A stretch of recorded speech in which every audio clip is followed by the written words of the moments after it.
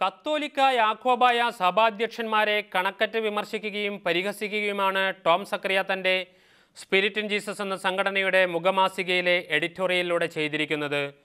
പാപ്പാത്തിച്ചോലയിലെ കുരിശിനെ തള്ളിപ്പറഞ്ഞ ഇരു സഭകളിലെ മെത്രാന്മാർ പോഴന്മാരെന്ന് ലേഖനം വിലയിരുത്തുന്നു. പുരോഹിതനോ മെത്രാനോ ആയതുകൊണ്ട് ക്രിസ്ത്യാനിയാകണമെന്നില്ല, മറിച്ച് ക്രിസ്തുവിൻ്റെ വചനങ്ങൾ അനുസരിക്കുന്നവരാകണമെന്നും ടോം സക്കറിയ വ്യക്തമാക്കുന്നു. താൻ ഒരു പണവും സമ്പാദിക്കാത്തവനാണെന്ന് ലേഖനത്തിൽ ടോം സക്കറിയ വാദിക്കുന്നുണ്ട്. കയ്യേറ്റ കുരിശിനെ തള്ളിപ്പറഞ്ഞ മെത്രാന്മാർ സ്വർഗരാജ്യം കാണില്ലെന്നും ടോം സക്കറിയ തറപ്പിച്ച് പറയുന്നു.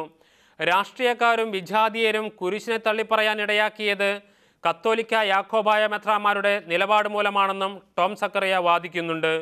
കുരിശിനെ വിമർശിച്ച യാക്കോബായ മെത്രാനെ പട്ടുവസ്ത്രവും സുഭിക്ഷഭോജനവുമായി കഴിയുന്നവനെന്നാണ് ടോം സക്കറിയ വിശദീകരിക്കുന്നത്.